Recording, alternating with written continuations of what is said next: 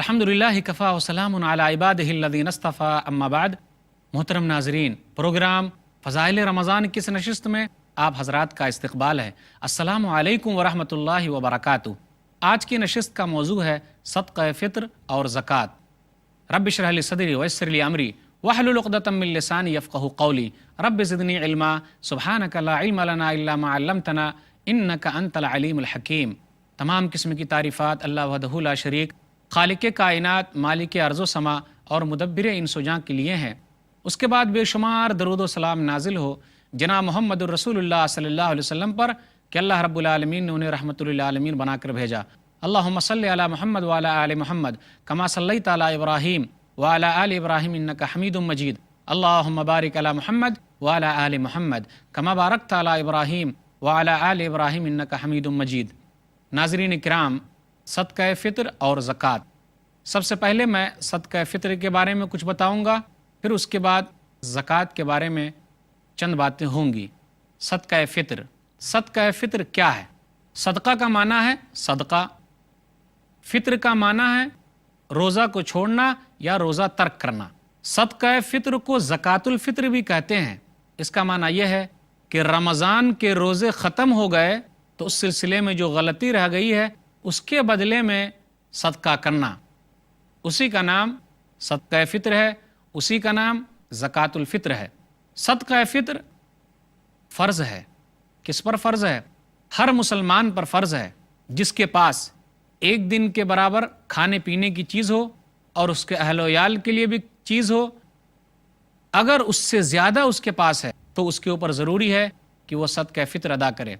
सदक़ा फ़ित्र मुसलमान मर्द, औरत, बूढ़े, जवान, बच्चे, नौकर, हर एक पर फ़र्ज़ है। दौलतमंद पर फ़र्ज़ है, फ़कीर पर फ़र्ज़ है। याद रखिए, सदक़ा फ़ित्र ये ज़कात की तरह नहीं है। ज़कात जो है वो माल के ऊपर फ़र्ज़ है और सदक़ा फ़ित्र ये जिस्म के ऊपर फ़र्ज़ है। सदक़ा फ़ित्र में एक तादाद मुतय्यन है, उतना ही सदका निकाला जाता है।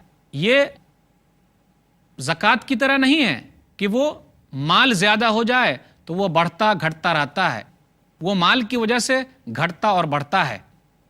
सदक़ा फ़ित्र ये इंसान के ऊपर है, जिस्म के ऊपर है, और ज़कात जो है वो माल के ऊपर है।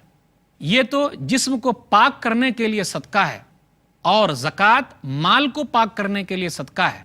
नबी सल्लल्लाहु अलैहि वसल्लम के बारे में अब्दुल्लाह बिन उमर रज़ियल्लाहु ताला अन्हु ने कहा, सही बुखारी किताब ज़का किताब नंबर 24 बाब फ़र्ज़ सदक़तुल फ़ित्र हदीस नंबर 1503, फ़रज़ा रसूलुल्लाह सल्लल्लाहु अलैहि वसल्लम ज़कातुल फ़ित्री साअन मिन तमरिन औ साअन मिन शईरिन, कि रसूलुल्लाह सल्लल्लाहु अलैहि वसल्लम ने सदक़ा फ़ित्र फ़र्ज़ किया एक सा खजूर या एक सा जौ, अलल अब्दी वल हुर्री वल ज़करी वल उन्सा वस्सगीरी वल खबीरी मिनल मुस्लिमीन, नौकर पर, आज़ाद पर, मर्द पर, औरत पर, छोटे पर, बूढ़े पर, इन तमाम के ऊपर जो मुसलमान हैं अल्लाह ताला ने सदक़ा फ़ित्र फ़र्ज़ किया है। सदक़ा फ़ित्र क्यों अदा करते हैं? इसकी हिकमत क्या है? इसकी दो अहम हिकमतें हैं। एक तो रमज़ान के महीने में रोज़ादार से कुछ फौश बातें हो जाती है, गलत बातें हो जाती है, तो उसके बदले सदका है। इसमें सबसे अहम हिकमत तो यह है कि मिस्कीनों के लिए खाने पीने का इंतज़ाम हो जाए। नबी सल्लल्लाहु अलैहि वसल्लम ने इरशाद फरमाया, सुनन इब्न माजा किताब ज़का किताब नंबर 8 हदीस नंबर 1827, अब्दुल्लाह बिन उमर रज़ियल्लाहु ताला अन्हु कहते हैं, फ़रज़ा रसूलुल्लाह सल्लल्लाहु अलैहि वसल्लम ज़कातुल फ़ित्री तुहरतन लिस्साइमी मिनल लग़वी वर्रफ़थी व तुअमतन लिल मसाकीन, कि रसूलुल्लाह सल्लल्लाहु अलैहि वसल्लम ने सदक़ा फ़ित्र को फ़र्ज़ किया है रोज़ादार के लिए ताकि उसको पाक व साफ़ कर दे फहश बातों से, गलत बातों से, और मिस्कीनों के लिए ये खाना है। गौर कीजिए, जब हम सदक़ा फ़ित्र अदा करते हैं तो उन बेचारे गरीबों और मिस्कीनों का फ़ायदा होता है और वो उसकी वजह से अपने लिए ईद की तैयारी कर लेते हैं। तो सबसे बड़ी हिकमत यही है। एक अहम हिकमत तो ये ताकि रोज़ेदार पाक व साफ़ हो जाए, जो गलतियाँ रह गई है, जो कमियाँ रह गई है, अल्लाह इस सदक़ा फ़ित्र के ज़रिए उसे साफ़ कर दे और मिस्कीनों के खाने का इंतज़ाम हो जाए। صدقہ فطر کتنا ادا کرنا ہے؟ صدقہ فطر 1 سا ادا کرنا ہے، 3.25 سیر۔ صدقہ فطر آدمی غلے کی صورت میں نکالے، لیکن ضرورت کے تحت نقدی صورت میں بھی نکال سکتا ہے۔ علامہ شوکانی رحمہ اللہ اپنی کتاب سیل الجرار میں لکھتے ہیں کہ اگر آدمی صدقہ فطر نقدی صورت میں نکالے تو نکال سکتا ہے، کیونکہ یہ حالات کے اعتبار سے ہے، اور صدقہ فطر ان غلوں میں نکالا جائے جو غلہ ہمارے درمیان کھانے کے طور پر استعمال ہوتا ہے۔ ایک حدیث ہے صحیح بخاری کتاب الزکاة کتاب نمبر 24 حدیث نمبر 1510۔ ابو سعید خدری رضی اللہ تعالیٰ عنہ کہتے ہیں کننا نخرج فی عہد رسول اللہ صلی اللہ علیہ وسلم یوم الفطر من طعام وکان طعامنا الشعیر والزبیب والعقد والتمر۔ ابو سعید خدری رضی اللہ تعالیٰ عنہ کہتے کہ ہم لوگ رسول اللہ صلی اللہ علیہ وسلم کے زمانے میں عید الفطر کے دن اپنے غلے میں سے نکالتے تھے، اپنے غلے میں سے صدقہ فطر نکالتے، اور اس زمانے میں جو ہمارا کھانا ہوتا تھا جو ہے، کشمش ہے، پنیر ہے اور کھجور ہے۔ لیکن یہ کھانے اب عرب کے اندر غلے کے طور پر استعمال نہیں ہو رہے، یہ نبی صلی اللہ علیہ وسلم کے دور میں غلے کے طور پر استعمال ہوتا تھا، کیونکہ من طعام کا لفظ اس بات پر دلالت کرتا ہے کہ جو کھانا غلے کے طور پر استعمال ہوتا ہے اس میں سے صدقہ فطر نکالنا ہے۔ لیکن ابھی عرب کے اندر جو، کشمش، پنیر، کھجور غلے کے طور پر استعمال نہیں ہوتا۔ ابھی جو چیزیں غلے کے طور پر استعمال ہوتی ہے جیسے گیہوں ہے، چاول ہے، دال ہے، جو چیزیں بھی غلے کے طور پر استعمال ہوتی ہے ان چیزوں میں سے ہمیں صدقہ فطر نکالنا ہے۔ تو جہاں کا جو کھانا غلے کے طور پر استعمال ہوتا ہے وہاں کے لوگ اس چیز کو صدقہ فطر کے طور پر نکال سکتے ہیں، کوئی حرج کی بات نہیں ہے۔ صدقہ فطر کب فرض ہو جاتا ہے؟ جب عید کی نماز کے لیے لوگ تیاری کرنے لگیں اور آخری رمضان کا سورج ڈوب جائے تب صدقہ فطر واجب ہے۔ اگر کوئی آدمی سورج ڈوبنے سے پہلے دنیا سے رخصت ہو جاتا ہے تو اس آدمی کے اوپر صدقہ فطر نہیں ہے۔ اسی طرح اگر کوئی آدمی سورج ڈوبنے کے بعد مسلمان ہوتا ہے تو اس آدمی پر صدقہ فطر نہیں ہے۔ اگر کوئی بچہ سورج ڈوبنے کے بعد پیدا ہوتا ہے تو اس پر بھی صدقہ فطر نہیں ہے۔ اسی طرح اگر کوئی آدمی سورج ڈوبنے کے بعد مرتا ہے تو اس کے اوپر صدقہ فطر ہے کہ اس کے گھر والے وہ ادا کریں گے۔ اور اگر کوئی آدمی سورج ڈوبنے سے پہلے مسلمان ہوتا ہے تو اس کے اوپر بھی صدقہ فطر ہے کہ وہ ادا کرے۔ صدقہ فطر نکالنے کا 2 وقت ہے، ایک وقت جواز ہے اور ایک افضل وقت ہے۔ افضل وقت یہ ہے کہ آدمی جب عید کی نماز پڑھنے کے لیے جائے تو وہ صدقہ فطر ادا کر کے جائے، اس وقت وہ نکالے۔ عبداللہ بن عمر رضی اللہ تعالیٰ عنہ کہتے ہیں نبی صلی اللہ علیہ وسلم کے بارے میں کہ انہوں نے حکم دیا امر بزکاۃ الفطر قبل خروج الناس الی الصلاۃ۔ صحیح بخاری کتاب الزکاة کتاب نمبر 24 حدیث نمبر 1509 کہ رسول اللہ صلی اللہ علیہ وسلم نے نماز کے لیے جاتے وقت صدقہ فطر نکال کر جانے کے لیے کہا ہے، یا عیدگاہ جاتے وقت صدقہ فطر نکالنے کے لیے کہا ہے۔ اور جواز وقت یہ ہے کہ آدمی 1-2 دن پہلے ہی صدقہ فطر نکال دے۔ صحیح بخاری کتاب الزکاة کتاب نمبر 24 حدیث نمبر 1511۔ نافع کہتے ہیں صحابہ کے بارے میں وَكَانُوا يُؤْتُونَ قَبْلَ الْفِطْرِ بِيَوْمٍ أَوْ يَوْمَيْنِ کہ صحابہ کرام 1 دن یا 2 دن پہلے ہی صدقہ فطر نکال دیتے تھے۔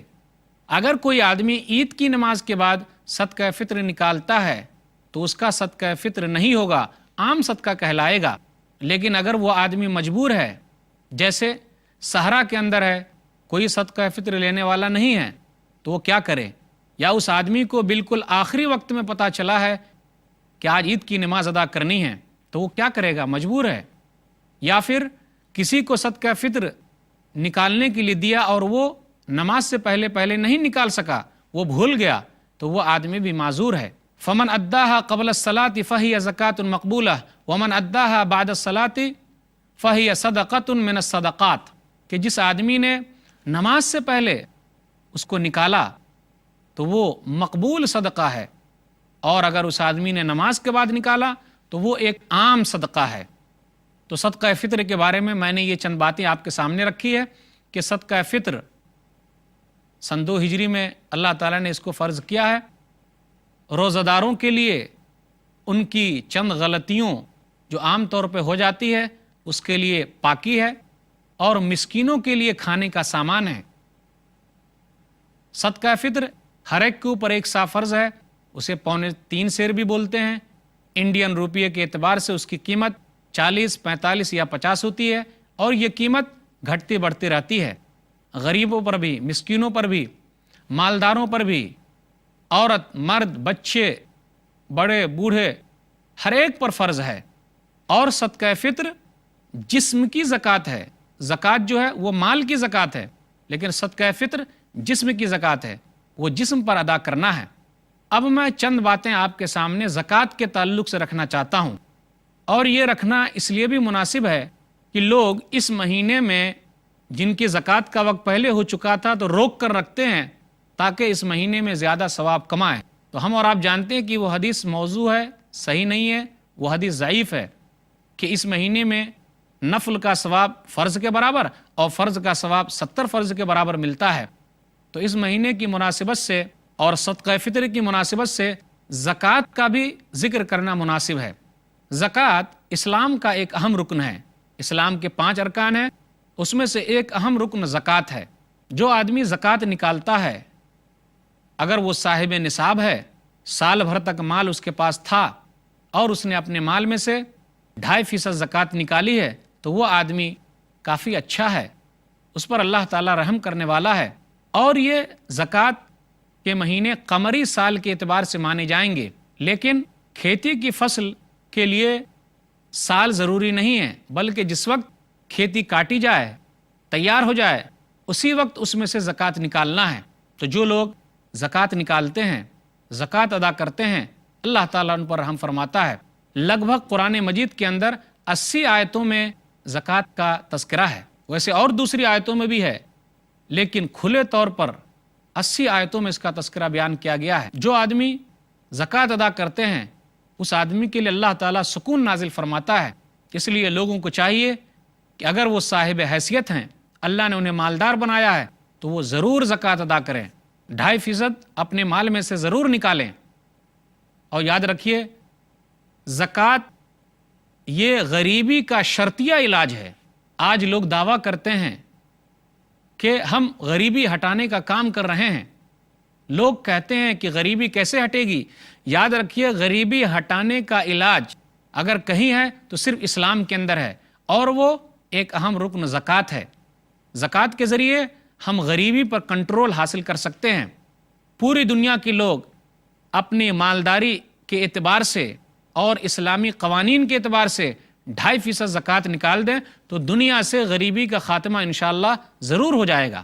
دنیا کے چند مالدار ہی اس قانون پر عمل کر لیں اسلام کے، تو دنیا سے غریبی کا خاتمہ ہو جائے گا۔ کیوں؟ اس لیے کہ زکوٰۃ مالداروں سے لی جاتی ہے اور غریبوں کو دی جاتی ہے۔ تو اسلام غریبوں کا سب سے بڑا ہمدرد ہے۔ لوگ اسلام کے اوپر یہ الزام لگاتے ہیں کہ یہ غریبوں کا ہمدرد نہیں ہے، لیکن انہیں معلوم ہونا چاہیے کہ اسلام کے 5 ارکان میں ایک اہم رکن، ایک اہم پلر جو ہے وہ زکوٰۃ ہے، اور اسلام کے اندر یہ زکوٰۃ غریبی کا شرطیہ علاج ہے۔ نبی صلی اللہ علیہ وسلم نے ارشاد فرمایا، صحیح بخاری کتاب الزکاة کتاب نمبر 24 حدیث نمبر 1395، تؤخذ من اغنیائہم وترد علی فقرائہم، زکوٰۃ مالداروں سے لی جاتی ہے اور غریبوں کو دی جاتی ہے۔ زکوٰۃ مالدار کے اوپر فرض ہے، مالدار سے لیا جائے گا اور غریبوں کو دیا جائے گا۔ اب یہاں میں ٹیکس، جو دنیاوی ٹیکس ہے اس کی بات کر رہا ہوں اور اسلامی زکوٰۃ کی بات کر رہا ہوں۔ دونوں میں فرق کیا ہے؟ عام طور پر یہ ہوتا ہے کہ ٹیکس حکومت ان سے وصول کرتی ہے جو متوسط طبقے کے ہیں یا پھر غریب لوگ ہیں۔ ہائی فائی جو مالدار ہیں حکومت کو کچھ بھر کے دے دیتے ہیں، ان کا منہ بھر دیتے ہیں اور ٹیکس ادا نہیں کرتے۔ ٹیکس کا یہ ہوتا ہے، وہ متوسط طبقے کے لوگوں سے حکومت ٹیکس لیتی ہے اور غریبوں سے بھی لیتی ہے۔ اسلام میں ایسا نہیں ہے۔ اسلام میں جو زکوٰۃ ہے وہ مالداروں سے لیا جائے گا اور غریبوں کو دیا جائے گا۔ ٹیکس میں ہوتا ہے کیا؟ ان لوگوں سے لیا جاتا ہے اور اس کو سرکاری عہدوں میں کام کرنے والے وزیروں پر خرچ کیا جاتا ہے۔ اس لیے اسلام کی زکوٰۃ اہم ہے، اور جو آدمی زکوٰۃ ادا کرتا ہے وہ آدمی یہ سوچتا ہے کہ مجھے اس کا ثواب ملنے والا ہے، اس کا مال پاک ہوتا ہے۔ لیکن ٹیکس وصول کرنے والے، آپ ذرا ان سے پوچھئے، جن سے ٹیکس لیا جاتا ہے ان سے معلوم کیجئے، دل دکھا کر ٹیکس دیتے ہیں، خوشی خوشی نہیں دیتے، اور وہ ثواب کی امید بھی نہیں رکھتے۔ ان کو تو خود خوف لائق ہے کہ مجھ سے حکومت ٹیکس لے رہی ہے، خوشی خوشی کہاں دیتے ہیں۔ لیکن اسلام کے اندر جو زکوٰۃ ہے اس کی بڑی اہمیت ہے۔ آدمی جب ادا کرتا ہے تو دنیا کے اندر بھی پائے گا اور آخرت میں بھی وہ پائے گا۔ کم سے کم زکوٰۃ میں اتنا کام تو ہو جاتا ہے کہ روٹی، کپڑا اور مکان، اس کا انتظام آسانی کے ساتھ ہو جائے گا۔ پوری دنیا کے اندر غریبی پر کچھ نہ کچھ کنٹرول حاصل ضرور ہوگا۔ اگر تمام مالدار لوگ 2.5% زکوٰۃ نکال دیں تو فائدہ ہو جائے گا۔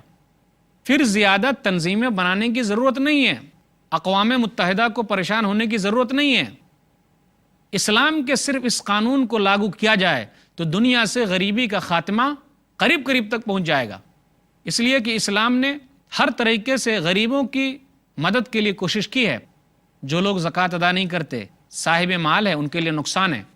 سورہ توبہ سورہ نمبر 9 آیت نمبر 34 اور آیت نمبر 35، والذین یکنزون الذھب والفضہ ولا ينفقونها فی سبیل اللہ فبشرهم بعذاب علیم یوم یحمى علیہ فی نار جہنم فتقوی بها جباہهم وجنوبهم وظہورهم ھذا ما کنزتم لانفسکم فذوقوا ما کنتم تکنزون۔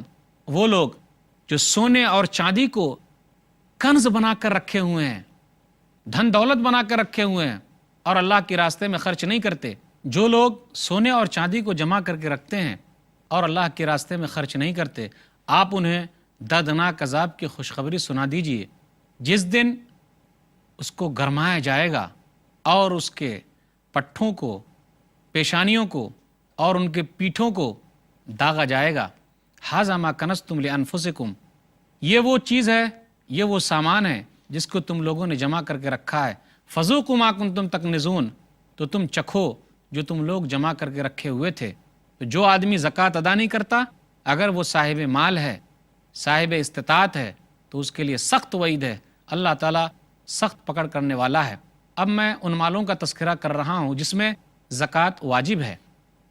اگر ہمارے پاس سونا ہے اور 85 گرام سونا ہے، سال بھر تک ہمارے پاس رہتا ہے، تو اس میں 2.5% زکوٰۃ ہے، 2 اس میں 2.5% زکوٰۃ ہے، کیونکہ دینار جو ہے وہ سونے کا ہوتا ہے اور 20 دینار میں زکوٰۃ ہے۔ ایک حدیث ہے سنن ابن ماجہ کتاب الزکاة کتاب نمبر 8 حدیث نمبر 1791۔ اسی طرح چاندی اگر ہمارے پاس ہے، چاندی ہمارے پاس 595 گرام ہے، 52.5 تولہ ہے، 1 سال تک ہمارے پاس ہے، تو 2.5% اس میں بھی زکوٰۃ نکالنی ہوگی۔ نبی صلی اللہ علیہ وسلم نے ارشاد فرمایا، صحیح بخاری کتاب الزکاة کتاب نمبر 24 حدیث نمبر 1447۔ اسی طرح اگر ہم کو دفن شدہ خزانے مل گئے تو اس میں 5واں حصہ ہے، صحیح بخاری کتاب الزکاة کتاب نمبر 24 حدیث نمبر 1499۔ وفی الرکاز الخمس، اس میں 5واں حصہ زکوٰۃ نکالا جائے گا۔ اسی طرح اگر ہمارے پاس سامان تجارت ہے تو تجارت کا سامان 85 گرام سونے کے برابر ہے، تو اس میں بھی زکوٰۃ ہم کو نکالنی ہے۔ سال بھر تک اس کا فائدہ ہمارے پاس ہے تو ہم اس فائدے میں زکوٰۃ نکالیں۔ عمر رضی اللہ تعالیٰ عنہ نے ایک تاجر سے کہا تھا، فقومہ ثم اخرج صدقتہ، دارقطنی جلد نمبر 2 صفحہ نمبر 215۔ اسی طرح کان ہے ہمارے پاس تو اس میں سے 20واں حصہ یا 40واں حصہ نکالنا ہے، 20% یا 40% زکوٰۃ ہے۔ سنن ابی داؤد کتاب الخراج کتاب نمبر 19 حدیث نمبر 3061۔ اسی طرح ہمارے پاس غلے وغیرہ ہیں، بکری، اونٹ وغیرہ پر بھی زکوٰۃ ہے، لیکن اگر ہمارے پاس غلے پیدا ہو رہے ہیں اور وہ غلے گیہوں ہے، چاول ہے، دال ہے، جو ہے، کھجور ہے، انگور ہے، اس پر سال ضروری نہیں ہے، بلکہ جس وقت یہ کٹ جائیں، تیار ہو جائیں، اس پر زکوٰۃ ہے۔ لیکن کب زکوٰۃ فرض ہوگی؟ جب یہ ہمارے پاس 750 کلو ہو جائیں۔ 750 کلو گیہوں ہے ہمارے پاس پیدا ہوا، یا اس سے زیادہ تو اس پر زکوٰۃ ہے۔ 750 کلو کو ہم 7.5 کنٹل بھی بولتے ہیں، 19.5 من بھی بولتے ہیں، اسی کو 750 کلو بھی کہتے ہیں۔ اگر اتنا گیہوں پیدا ہوا یا اس سے زیادہ پیدا ہوا تو زکوٰۃ ہمارے اوپر فرض ہے۔ لیکن یہاں بھی زکوٰۃ 2 طریقے سے ہوگا۔ اگر ہم نے اس غلے کو حاصل کیا بارش کے ذریعے تو ہم کو 10واں حصہ نکالنا ہے، تو 750 کلو کا 10واں حصہ ہو گیا 75 کلو۔ جو وغیرہ بارش کے ذریعے حاصل نہیں کیا بلکہ ہم نے خود سے پانی وغیرہ دیا، سیراب کیا، تو 20واں حصہ نکالنا ہے۔ 750 کلو کا 20واں حصہ ہوا 37.5 کلو۔ اس میں سال ضروری نہیں ہے بلکہ جس وقت کٹ جائے تیار ہو جائے وہ ضروری ہے۔ زکوٰۃ جو ہے وہ 8 قسم کے لوگوں کے لیے ہے۔ سورہ توبہ سورہ نمبر 9 آیت نمبر 60، انما الصدقات للفقراء والمساکین والعاملین علیہا والمؤلفۃ قلوبہم وفی الرقاب والغارمین وفی سبیل اللہ وابن السبیل فریضۃ من اللہ واللہ علیم حکیم، کہ زکوٰۃ جو ہے فقیروں کے لیے، مسکینوں کے لیے، اور جو لوگ زکوٰۃ کا مال وصول کر کے لاتے ہیں ان کے لیے ہے، لوگوں کا دل رکھنے کے لیے ہے، گردن کو چھڑانے کے لیے ہے، جو لوگ قرض کے تلے دبے ہوئے ہیں ان کے لیے ہے، مسافروں کے لیے ہے، اور اللہ کے راستے کے لیے ہے۔ اللہ کے راستے میں وہ دعوتی مراکز بھی آتے ہیں جو اللہ کے لیے کام کر رہے ہیں۔ تو اس طرح سے اس آیت کے اندر 8 لوگوں کا تذکرہ ہے جو زکوٰۃ ہم صرف مسلمانوں کو دے سکتے ہیں، یہ اللہ کی طرف سے فرض ہے اور اللہ تعالیٰ جاننے والا، حکمت والا ہے۔ تو میں نے پہلے تذکرہ کیا صدقہ فطر کے بارے میں، پھر اس کے بعد دوسرے حصے میں بتایا زکوٰۃ کے بارے میں۔ یہ چند باتیں تھی۔ اللہ تعالیٰ سے دعا ہے کہ اللہ تعالیٰ ہم لوگوں کو صدقہ فطر ادا کرنے اور صاحب حیثیت ہیں تو زکوٰۃ ادا کرنے کی توفیق دے، آمین۔ وآخر دعوانا الحمدللہ رب العالمین وصلی اللہ علی نبینا محمد وآلہ وصحبہ اجمعین، والسلام علیکم ورحمۃ اللہ وبرکاتہ۔